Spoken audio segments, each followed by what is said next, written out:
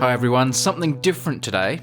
Our guest is Matt Parker. He's one of the most familiar faces in our videos. Now Matt's been on the podcast before, talking about his life, his career, and you can go back earlier in your feeds and find that episode. But today I invited Matt here with seemingly no plan. Then I surprised him with a lockdown quiz that I'd prepared in secret. Now it's supposed to be fun, just a chance to joke around during these strange days. But I'd invite you all to play along, maybe grab a scrap of paper to keep score. We'd certainly love to hear how you do. But please do bear in mind, many of the questions are supposed to be like fun, more messing around than truly a test of knowledge all the time.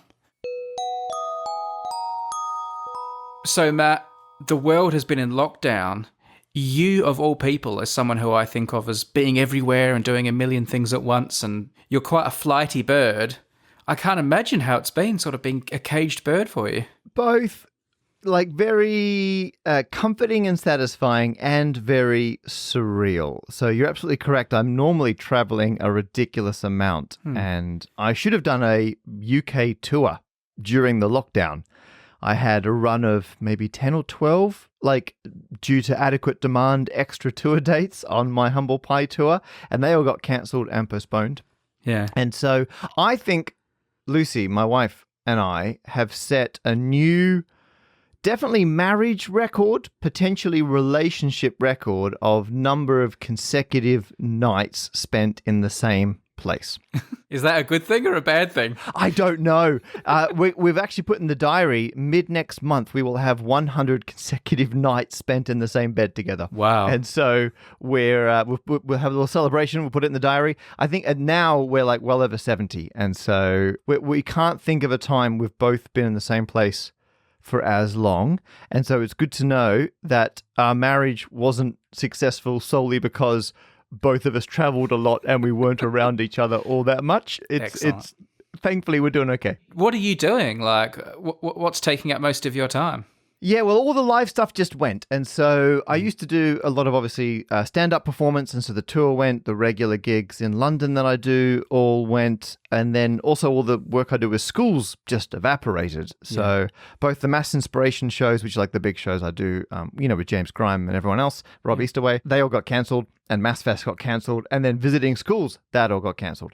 And so the live, anything that involves me standing in front of an audience, obviously, audiences are frowned upon now, so that all just disappeared. Thankfully, though, the rest of my career is a combination of obviously making YouTube videos, which I can do from the comfort of my own study, and writing books.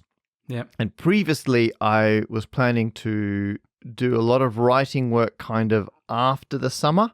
And so I just mentally thought, you know what, instead of touring now and writing after the summer, I'll just swap them. So I'll do more writing now and more touring afterwards. Touch wood.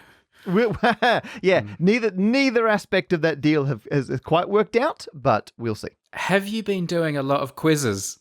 Too many quizzes. Oh my goodness. I've never had to do so many quizzes in my life. Our record, we did 5 in one weekend. Oh, Matt, I've got bad news for you. Oh no, what? Oh, you got a quiz lined up? Yep. Oh my goodness. I've never been so prepared and trained for a quiz in my life as I am now. I've made for you in the last few hours the special exclusive Parker quiz. The Parker quiz. The Parker quiz. Yeah. I can already see how this is going to go. It's like it's tailored to you. It's tailored with you as the person doing it. That was very much in the front of my head as I wrote the quiz. I'm going to start grateful and I will update that regularly. Yeah, I think it will change from question to question probably. Do I need paper and a calculator?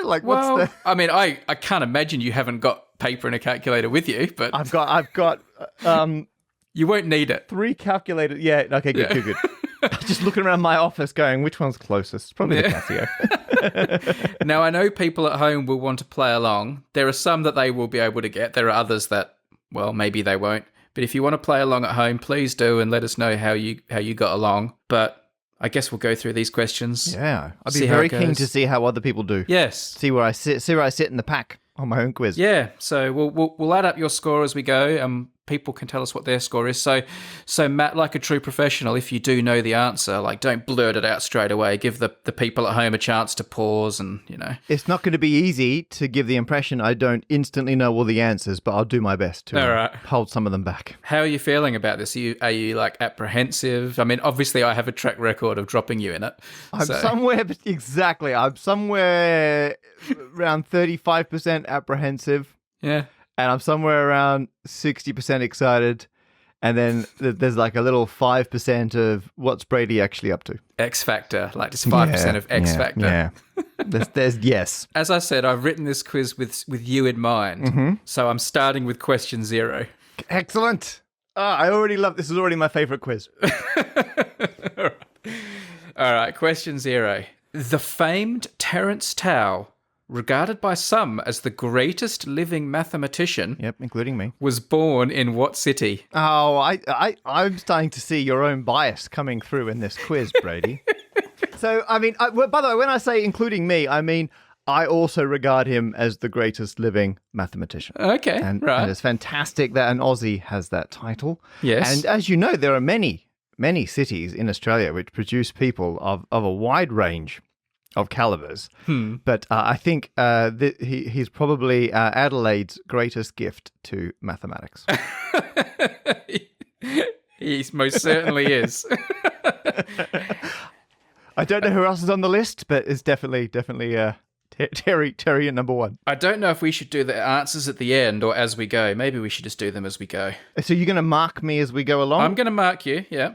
You okay? Yes, so you get a point. That is correct. Hey, 1 point. He is from the great city of Adelaide. We're also almost the same age, Terence Tao and I. I too am from Adelaide, by the way, people, in case you didn't know that. And I am not the world's greatest contribution to mathematics, but... And was there any chance that you overlapped going through the education system in Adelaide at the time? Well, no, because by about the age of 4, he was already at university or something. Yeah. No, we didn't cross paths. I have met him since, though, for a Numberphile video. Yes. I tried to bond with him over Adelaide stuff, but I don't think he was feeling it. Okay, the next question is a music question. Oh, dear. I want you to identify this piece of music, and I'm going to have to play it off my phone into the microphone, but I think we've probably got good enough connection. So, Are you ready? I'm ready.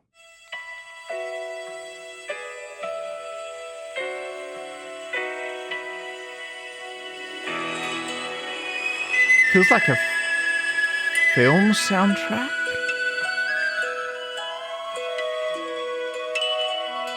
Oh, I know what this is. It is a film soundtrack, isn't it? All right. You had enough? You heard enough? Oh, I've got a guess. And now that I've thought of my guess, I can't unthink of it. Okay, go ahead. I was thinking you were going to play in like some mathsy piece of music or like, that's the music we had commissioned for the calculator testing sequence on video, whatever. But it sounds an awful lot like the soundtrack from Titanic. Well, no. No, what is it? You were right. It is a movie soundtrack. Is it? You kind of should have stayed in your lane a little bit.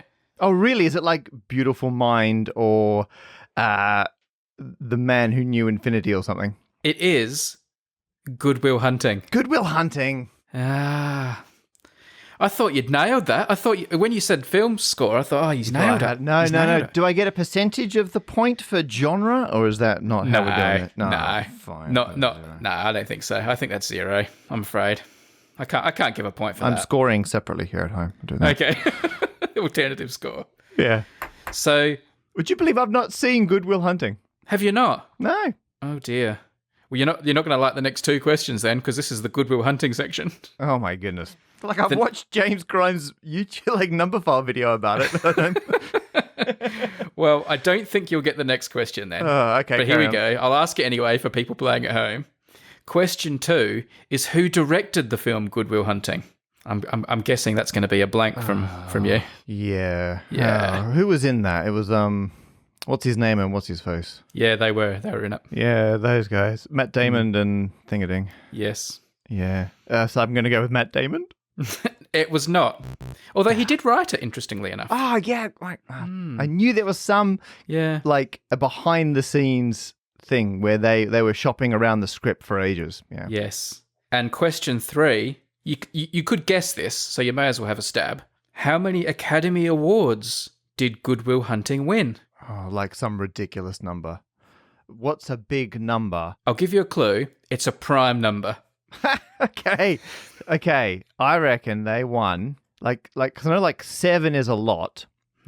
5 is also a lot, but 7's like probably like up near record levels, and 3 would be adequate. 2's fine. Yeah, I'm gonna go with 7.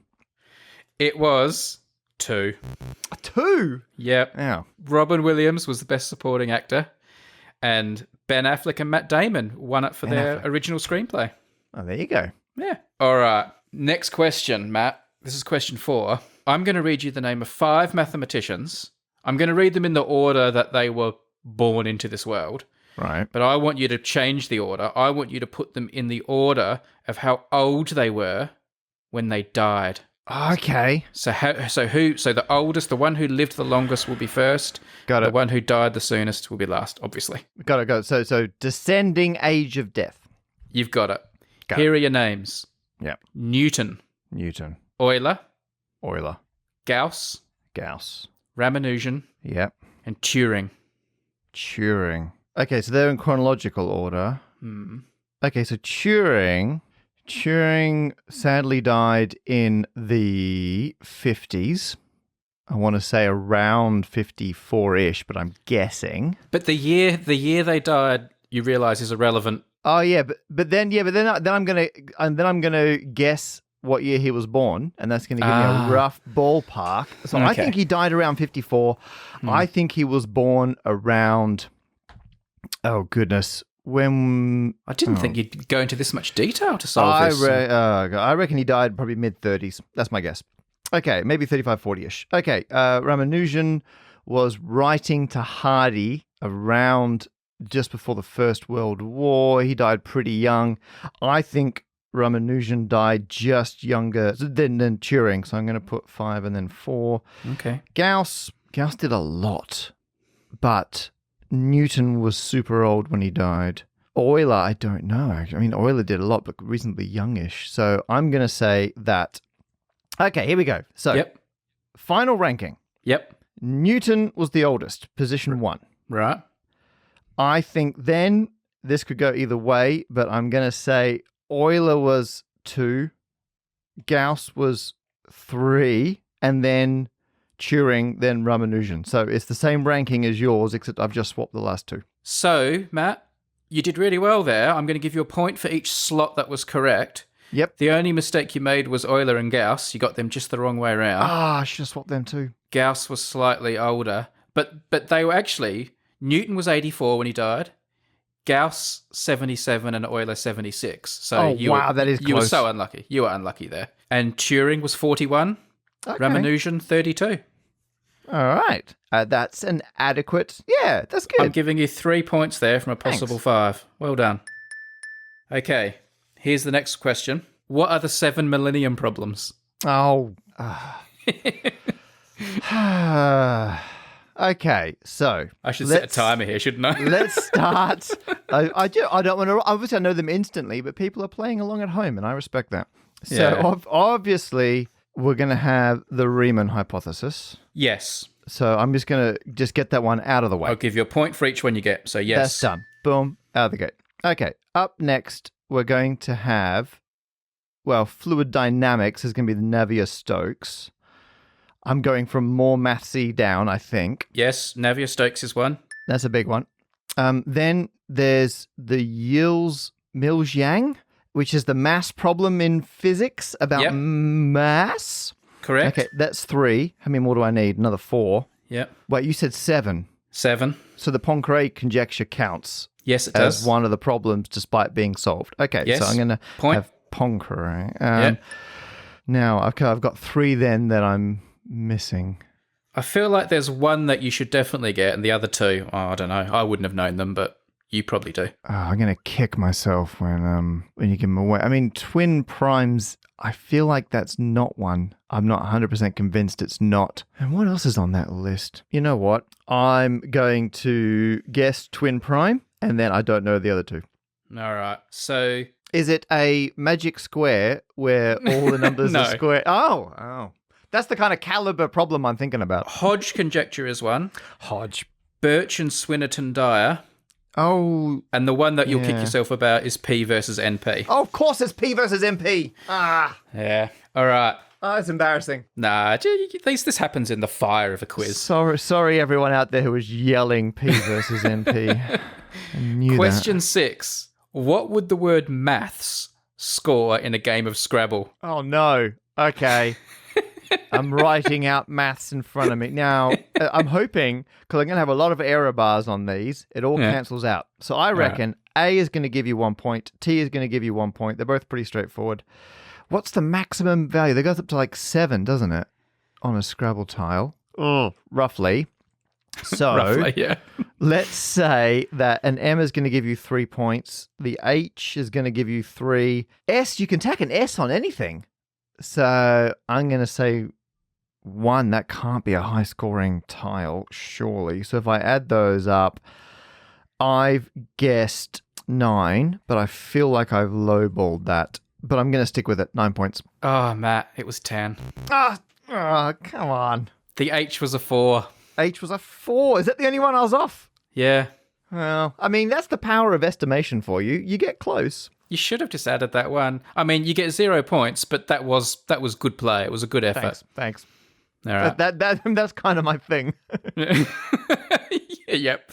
All right. The next section is fill in the blank word or words. Okay. And these are either reviews of your performances or books. Okay. All right.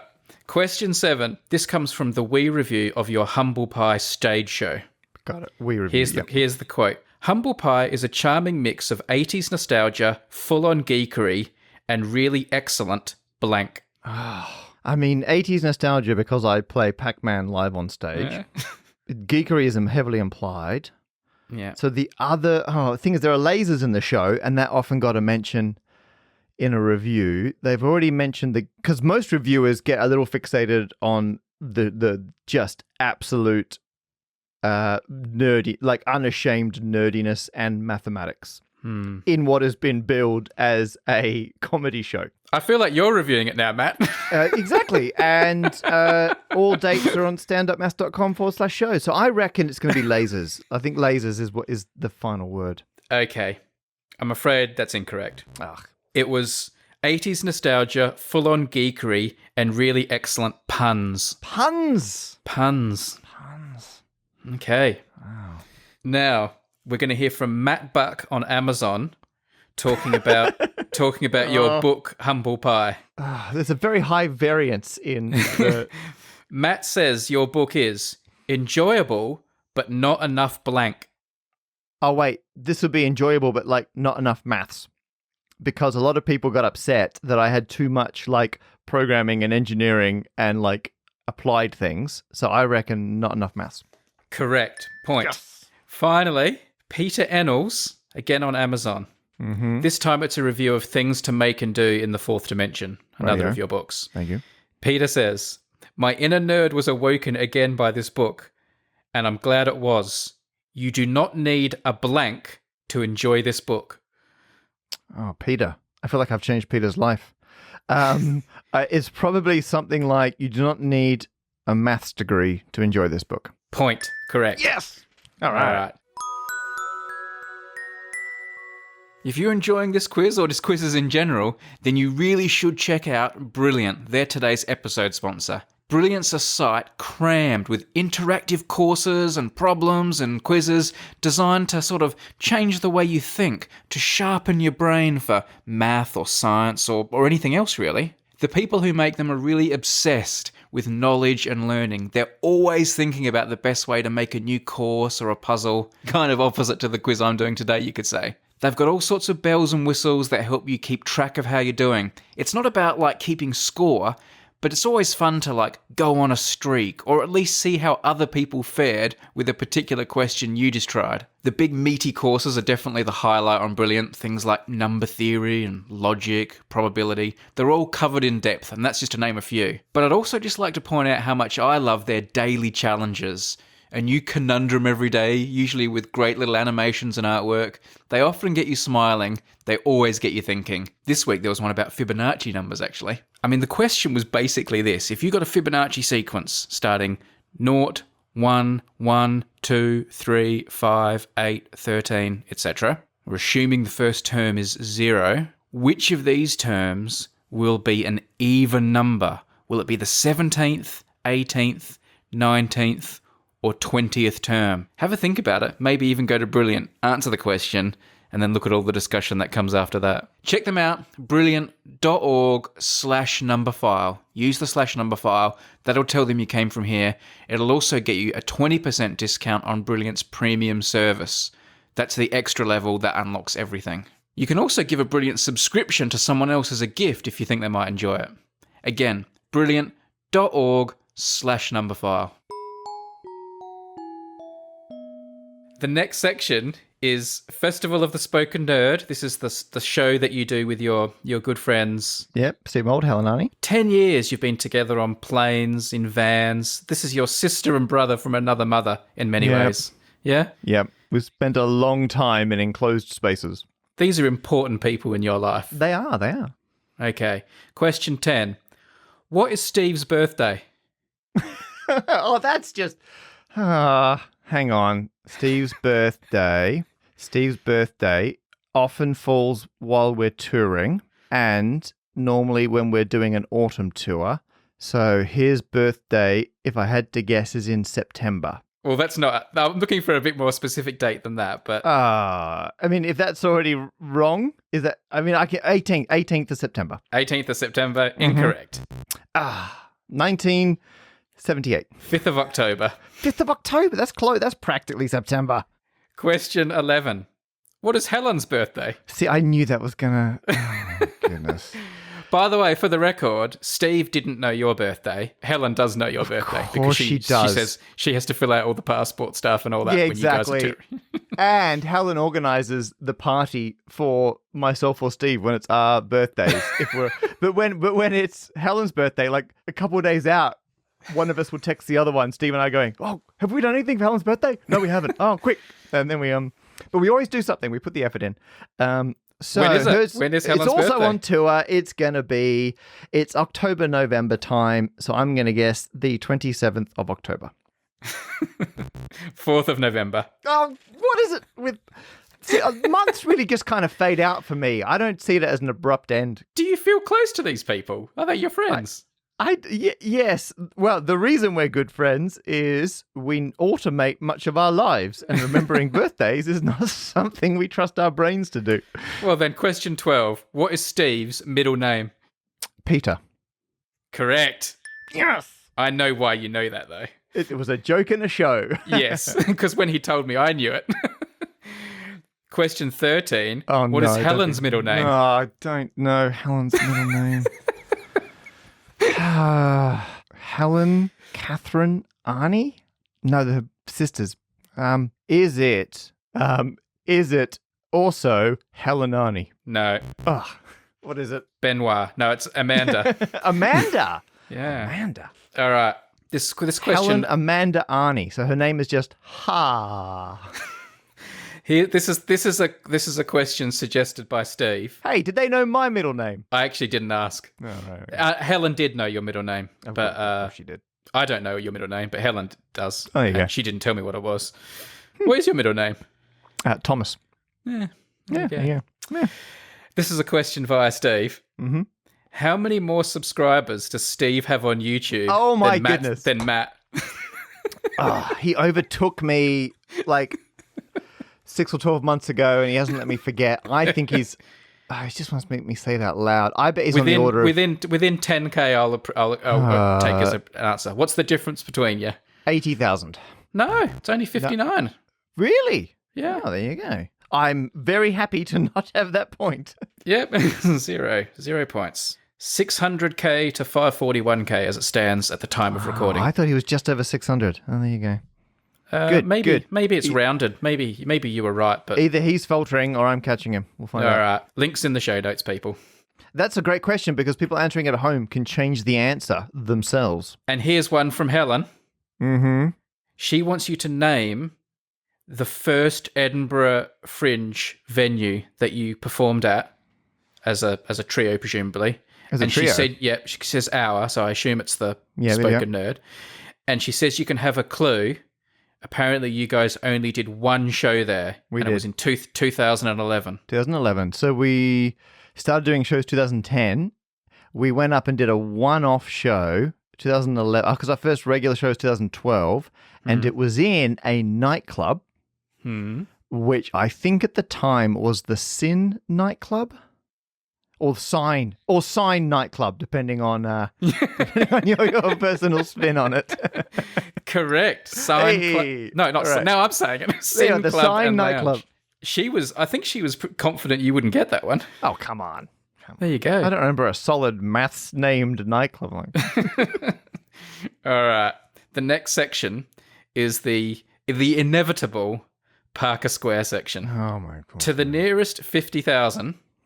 Yeah. How many views has the notorious Parker Square video on Numberphile had? Oh my goodness. I mean, I could try and scale it based on how many people show up wearing the t-shirts to my various it's going to be it's in the ballpark. It's somewhere between 500,000, I reckon, and 1.5 million. Has it gone over 1 million? Oh, I want to say give me 900,000. No, 1.21 million. 1.21 it is over. Yeah. Oh, there you go. Thanks everyone. Goes from strength to strength. It's the video that keeps on giving. Now, here we go. Obviously, everyone listening surely knows what the Parker Square is. It's a 3x3 grid with numbers in it that are squared. But let's remove those squares. What are the non-squared numbers in the Parker Square? Oh, my goodness. From top left down to bottom right. So you like want you're them reading in on a page. position. In position. What are the numbers Goodness. in this 3x3 matrix? Starting in the top left. Well, I've only got to do half of it because it's symmetric around the middle diagonal.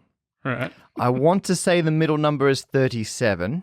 Okay, there's 1 point. I'll give you a point for each one you get in the right position. Yeah. I want to say top left is 1. I want to say, no, I didn't get a point for that. There's a 47. I think there's either a 31 or a 41. Okay. You're making a Parker Square of this Parker Square. I know. Well, this whole quiz is a setup for you to deliver that line. I reckon top right is 21, top middle is 41, bottom left is 47. I should just guess they're all 1, and I would have got it. You didn't respond when I said 1 before, so I'm going to move that to being on the second one down the left. 1. I'll put 1 over there. Oh, this is you're just dying here, Matt. Any of those? Any? No, the 37 in the middle. I'll give you 1 point. That's the only one that I don't get a second one for free. I'll give you another go from scratch. There is no 1 in a corner. There's no 1 in a corner. So is it the top? Is it the second one on the top then? Yes. Okay, I'll have that one. All right, you've got that. Okay, I'm going to put 31 top left. No. I'm going to put 41 top left. No. I'm going to put 47 top left. It's 29 in the top left. 29? Yeah. Oh, wow. I don't get into that. Okay. You're getting 2 points. So I'm pulling the plug on this. I was going to do it by exhaustion. Yeah. Here's another Parker Square question, though. Oh. What 4-digit number do all the rows and columns and one of the diagonals add up to? Oh, my goodness. What is that? It's something like 3,691, but I'm guessing. Oh, that was not a bad guess, but it's wrong. What is it? It's 3,051. 3051. I had the middle bit wrong. Because the final question about Parker Square is, what does that one stray diagonal add up to? Oh, it's high 200s, isn't it? That's not... Or is it low 4? No, it's 4,000... Ooh. Oh. Good start. No, it is, because I was thinking it was like 2,800, but it's not. It's like 4,100 and something. Oh, you're close. If you get the last digit. Is it a 3? No. 7. 5. I'll give you half a point. 7. Okay. Yay! 4,107. That feels incredibly on brand. All right. Yeah, the great thing is people will occasionally get me to draw a Parker square on a thing and sign it. Yeah. And every time I'm like, let me just double check this. What do you check it on? I've just got it on my phone. I bring All it right. up. Yeah. You think I would have memorized it at a sheer repetition by now? I would have thought you'd had it tattooed by now.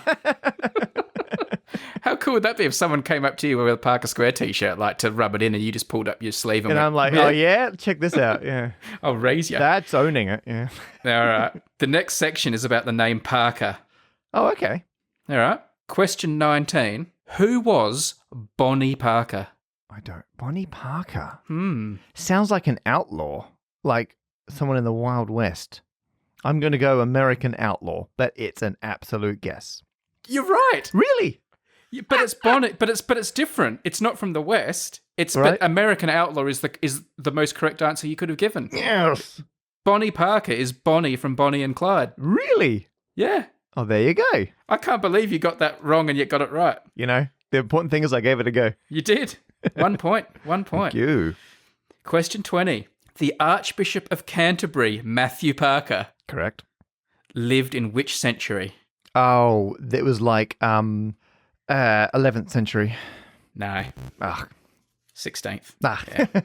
Yeah. This is obviously a namesake, Matthew Parker. Is this someone you've studied? Obviously not, if you had him in the 11th century. I had him in the right. I couldn't remember. I thought there was some link between him and the Doomsday Book, which is why I guessed that. But actually, I should have known because there's a college. Oh, actually, maybe not. There's a college named after him, I think, at Cambridge or Oxford.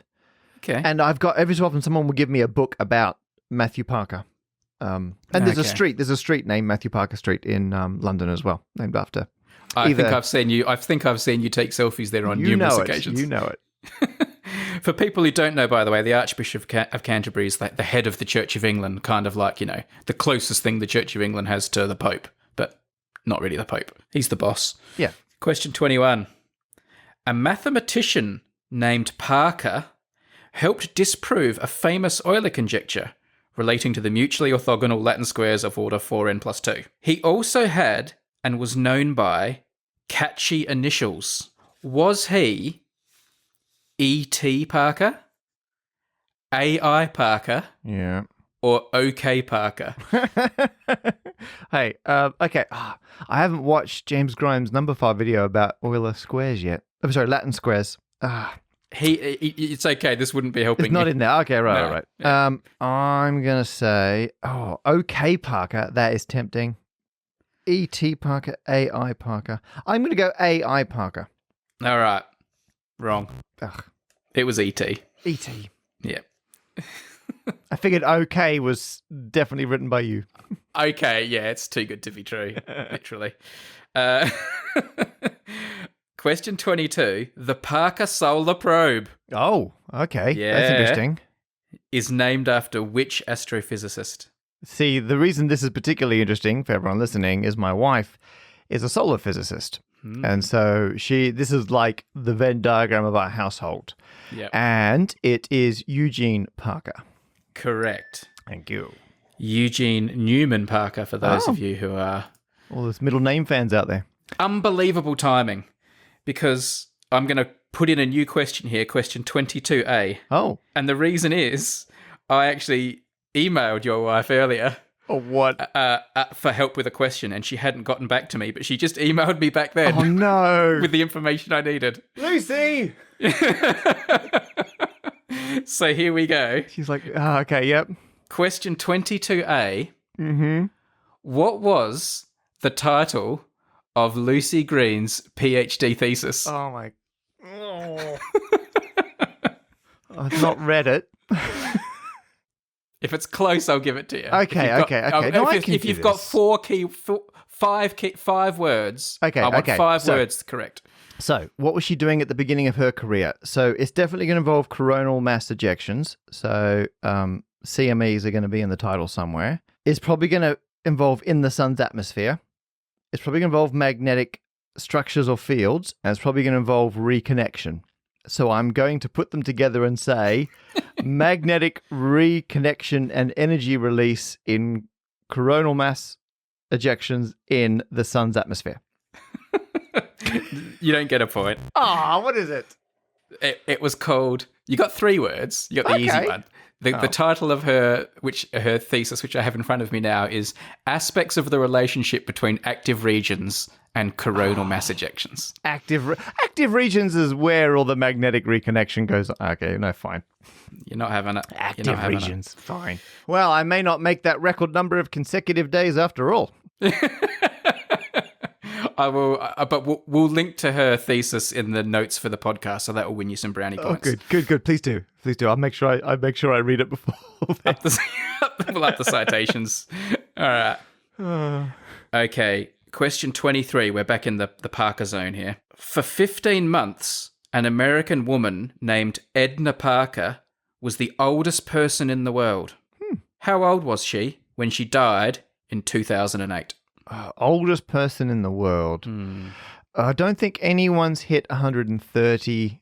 A lot of people get to 100. So by the distribution, I'd say she's going to be between 115 and 130. So I would say on the order of 123. No, she was 115. 115? And 220 days. I have overestimated how old people live to. For her birthday, when she turned 115, they released multicoloured balloons because Parker enjoyed watching them float into the sky. But it doesn't say whether it was 115 different colours or just 3 or 4 different colours. Yeah. Next, we're doing Rubiks Cube section. Okay. All right. Question 24. What was the Rubiks Cube originally named in the patent application? It was originally named something like Magic Cube, but then when they couldn't get the patent, they just trademarked the name Rubiks Cube instead. So I'm going to go Magic Cube. Correct. Well played. What are the 6 colours on the current configuration? Don't look at one if you've got one in the room, which you probably do. I am, but I'm staring straight ahead out the window, so I don't try and sneak a peek. So I should be able to do this. White is opposite yellow, green is opposite blue, red is opposite orange. You got it. I'll give you 6 points for that because I feel like boosting your score a bit. Oh, thanks. That's bordering on patronising. I'll take it. A point for each colour. Oh, good. Oh, yeah. The Rubik's Cube is famously 3 by 3 by 3. Mm-hmm. The variant known as Professor's Cube is of what dimensions? Oh, the Professor Cube is... it's in the teens. It's either 11 or 13 or 15 or 17 or 19. I think it's an odd one in that range. Professor, I'm going to guess I'm torn between 11 and 13. I'm going to go it's 11. 5 by 5 by 5. What? That's what Wikipedia says. Professor? Huh. Wow, I have overestimated the academic qualifications for different sized cubes. All right. Now, the next section is sport because I love sport, even if you don't. Yeah. But I've tried to number it up a bit for you. Oh, thank you. I appreciate that. All right. Why was it curious that the 50th Super Bowl, held in 2015, was called Super Bowl 50? Oh, I know this.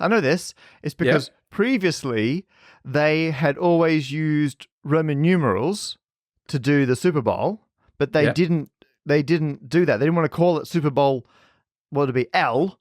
They called it Super Bowl 50 using traditional digits.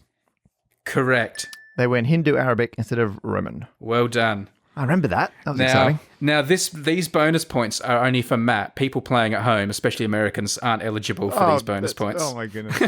5 bonus points if you can tell me the teams that played in the game. 100 bonus points if you can tell me the score.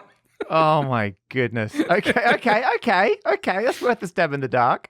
All right. I bet it was the Seattle Seahawks versus the New England Patriots. And I bet the score was integers. Does that... Can I win, can I get accuracy through ambiguity? You get nothing there. Oh. Neither of the teams are correct, and I'm not having your funny buggers with the scores. It was the Broncos and the Panthers, 24-10. 1 bonus point though, Matt, if you can tell me how many points an American football team gets for scoring a touchdown. The touchdown? Ooh, because then they get the conversion afterwards. Just the touchdown. So it's not going to be 6 because that's Aussie rules. And I feel like if it was the same, I would know that. But then the score goes up often like, I'm going to guess 7. It was 6. It was 6. Yep. I can't believe I talked myself out. I was like 6. Yeah. No, wait, that's Aussie rules. Unbelievable. Yep. All right. Now, 2 points for this question. Mm-hmm. One I think is easy. The other one I also think is easy. I'll but be the judge of that. less easy.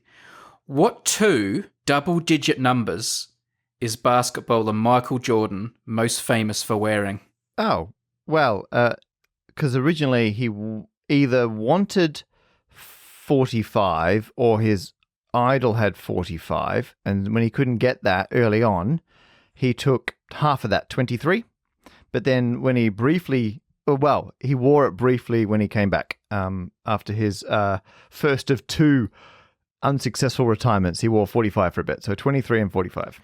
2 points, correct. Thank you. NBA is like the one sporting area where I can actually... You used to play basketball, I didn't used to you? play I remember. basketball, and I love NBA. Yeah, so that. Have you been watching The Last Dance? I have. I've seen it all. It's great. It's really good. Fun side fact I learned. So in NBA, obviously, you can have any numbers up. I think you can have 00 right up to like 99. But in college ball in the States, you're not allowed to have any digits in any of your team numbers greater than 5. So someone can wear like shirt 54, but you can't wear shirt 16 because one of the digits is greater than 5. And so everything you have to be able to sign with a single hand for each digit. Why is that? Just so that the refs can make assign the number when they're Okay, so that fouls on number 23 and you can hold up and you go 2, 2 3. and a 3. Yeah. I do have an extra bonus point question. Ooh. In a game in 1990, Michael Jordan's 23 top was stolen. Oh. So he had to wear a different number. And in that game, he scored 49 points, which is the Chicago Bulls record for a player wearing that number. He only wore it once. What was the number? What was the number he wore in that game? It was nameless. There was no name, obviously, on the It was like just a spare top. It was a spare top with a number on it. Someone stole 20. I didn't know that happened. Well, my guess is probably not right, but I was going to guess 13. And that's only because also playing for the Bulls in the second three-peat was a player called Luke Longley, who was their kind of off-the-bench centre. Perth lad. Who came from Perth, WA. And so the entire time we've been watching The Last Dance, every time Luke Longley's on screen, every time I bump Lucy and I'm like, that guy's from Perth. Like, without fail. And she has tolerated that. So good on her. All right. You were close. Oh, close. My clue was going to be you could derive this number from the other 2 numbers. Oh, what? He wore like 32 or something? 12. 12? The difference. Oh, the difference. Huh. Actually, no, that's not the difference. That's not the difference. Because he picked half, so 22 would be the difference. Yeah. So my clue would have been really pointless. Wow, bordering. Well, I was going to say bordering on misleading, but that's... Glad I didn't use it. Take that out of the edit. No, I'll leave it in. Oh, that's very good of you. Okay, cricket. I know you're not as into cricket as me, but I thought this was interesting anyway, so I'll give it to you. What is the lowest score never scored by an individual batsman in a game of Test cricket? Oh, that's really interesting. So, I thought you'd find that interesting. So for people who don't know, in cricket, players go out and score individual scores that get added onto the total team score. And to give you some idea of scale, if you score 50 runs in an individual innings, the crowd will applaud and you raise your bat. Yeah. If you score 100 runs in an individual innings, the whole century. A century, that's a really big deal. That you get a standing ovation and you can go beyond that. So I think the highest score ever in a game of Test cricket by an individual is 400. Wow. By Brian Lara. But obviously the highest scores are very, very rare. What is the lowest score that has never been scored by an individual batsman? As in, that's where he stopped. Obviously, batsmen have gone beyond this score. Yes, but that's the lowest unique score. Okay, so this is a thing called the coupon collector's problem. Right. Where you've got to collect like every possible value, but you get them assigned at random. Right. And so this is a related one of what's the smallest unique one that's come in. It's going to be, I would be amazed. Is this just like in Test cricket or is this like... Just Test cricket. Just Test cricket. Which is this highest elite form of the game. Well, obviously. None of this one day are rubbish. And And I hope this is still correct. I tried to ascertain how recently this was correct. I'm going to guess it's between 100 and 150 some... Oh, maybe it's higher than that. I'm going to guess 127. I feel like I'm lowballing it. You're lowballing it. It's 229. Wow.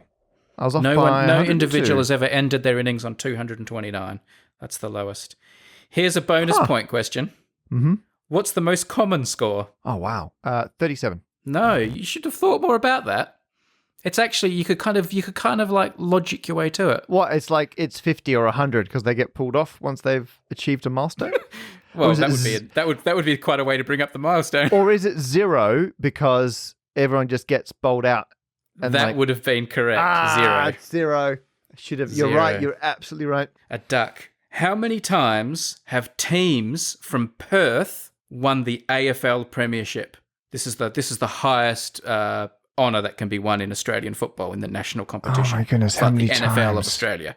How many times have teams from Perth won the crown? Final. Okay, so the Dockers, who I nominally support, This is Fremantle. have made it to the final. Freo Dockers, yep. They've made it to the final because I had to get up at some outrageous hour of the morning to go into London to a pub to watch it.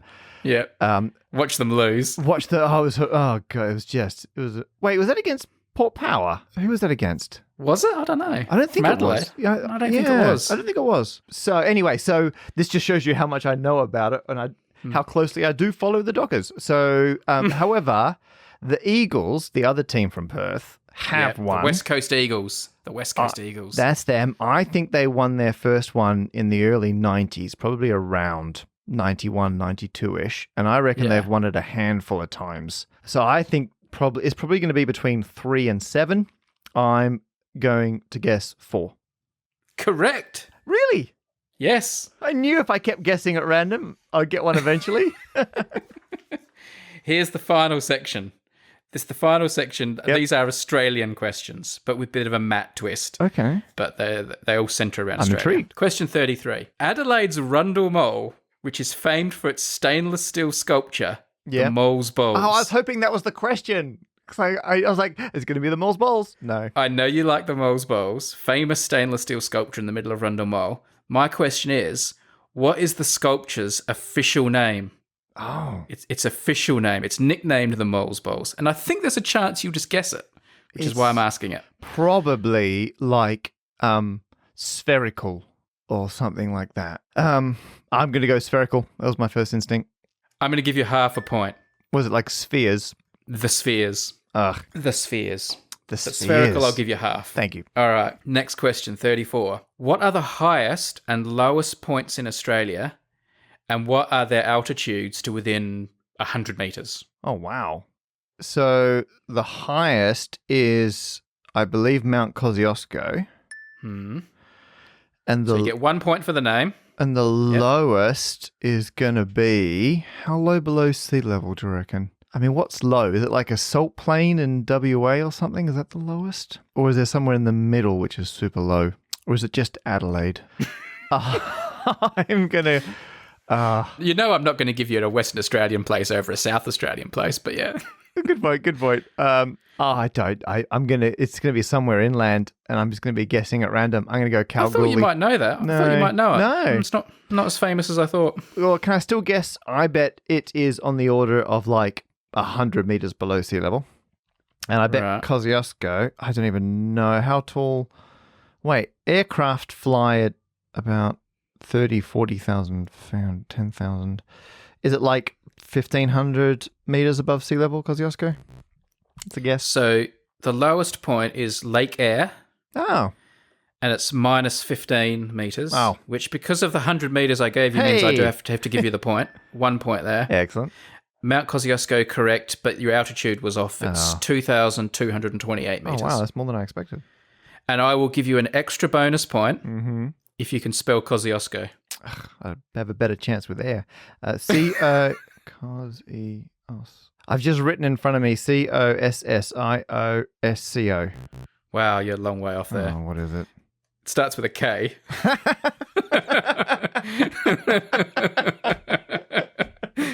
It's Kossco. Oh Who my was Kosciuszko? goodness. I think he must have been Polish or something. He was an explorer, wasn't he? Man. Yeah. There's a urban legend, and I've not fact-checked. I think I did try to fact-check this, but I couldn't confirm it, that they had named a mountain Mount Kosciuszko because it was the tallest one in Australia. But then one day they realized they got it wrong, and the one next to it was actually taller. And instead of redoing all the, textbooks and everything, they just swapped the names around so that Kosciuszko stayed the tallest mountain. Oh, so it wasn't supposed to be the tallest mountain in Australia. Well, everyone thought Kosciuszko was the tallest, and turns out it wasn't. So they just renamed the taller one Kosciuszko. Oh, right. Okay. They swapped the names. Yeah, right. exactly. But I have not been able to verify that. So I'm afraid it might be an urban legend, but if anyone can confirm that, let me know. Well, final question of the quiz, Matt. Question 35. I'm ready. How many Australians have won the Fields Medal? How many Australians have won the Fields Medal? Well, Terry Tao has won the Fields Medal. Yes. I feel like there could be up to one Australian who's won it, and I've not remembered that. So I reckon the answer's 1, 2, or 3, but I'm going to say 2, just to give myself the room to factor in the unknown. 2. Correct. Yes! Error bars for the win. All right. Who was the other one? The other, which I thought you might get because they're West Australian. Really? Perth. No. Yep. Ash K. Venkatesh, who was born in India but at the age of 2 moved to Australia and is Australian national and went to University of West Australia. Yeah. That is ringing a bell. There you go. Yeah. Better add up your score here, hey? Now, I stopped writing it down a while ago, so I'm hoping you've got a total there for me. I'm going to total up for you. Here we go. Let me do it live. 1 plus 4, 5, 6, 7, 8, 9, 10, 11. If people at home are just adding up their own scores as well, that would be great. And feel free to tweet them at me. 11 and a half, 12 and a half. This is like a real role reversal for us, Brady. 19 and a half. Yeah? 20 and a half. I'm the one waiting around while you're doing a whole bunch of tedious calculations. 22 and a half. Yeah, and you're firing, talking at me while I'm trying to concentrate. It is a role reversal. How does it feel? 23 and a half. Yeah, explain what you're doing while you're doing it. 24, 25, 26, 27. Oh, what's that page doing there? 28, 30, 31. I think it's 31. If it's something different, I'll update people another time. And how many questions were there?